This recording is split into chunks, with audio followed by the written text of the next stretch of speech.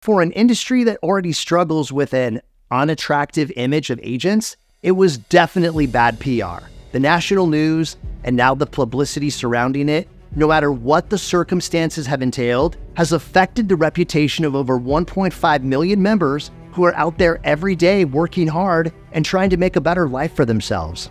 Because no matter what the nonprofit organization is, those who belong to it deserve accountability. They should know how the dues are being used and be made aware of lawsuits and NDA settlements to past employees. Now, I share the pain of many of you on this one.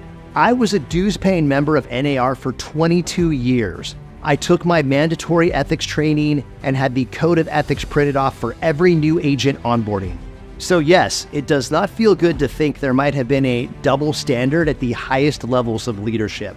I know when I owned brokerages affiliated with NAR and state associations, I was required to abide by multiple rules and ethics.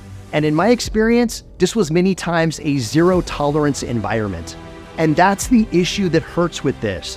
Why was NAR leadership supposedly operating under different rules and ethics? It's not fair that any organization suffer because of the behavior or negligence of only a few people. My take on this, and this is my opinion, I don't like seeing an institution that should be promoting professionalism and integrity at the highest levels, instead being publicly perceived in a archaic 1980s used car lot stereotype.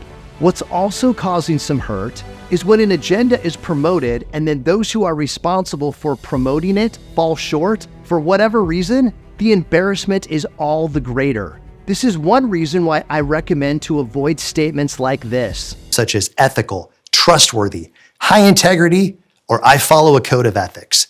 And the attention around this issue is unfortunate because it's the exact opposite of the glossy magazine ads and YouTube videos the public sees promoting "this is who we are."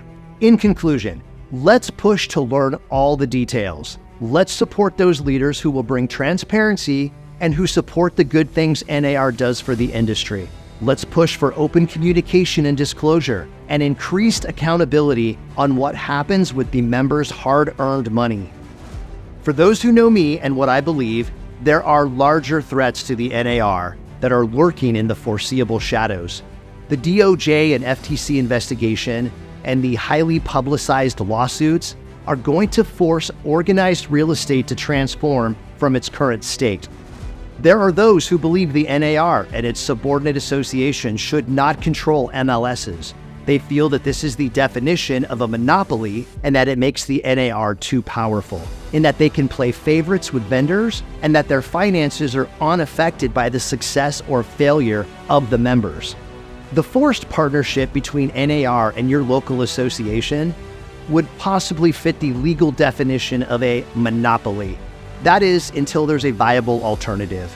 For example, if there was a way you could put your listings directly on Zillow, Homes.com, or Realtor.com without being a member of the NAR.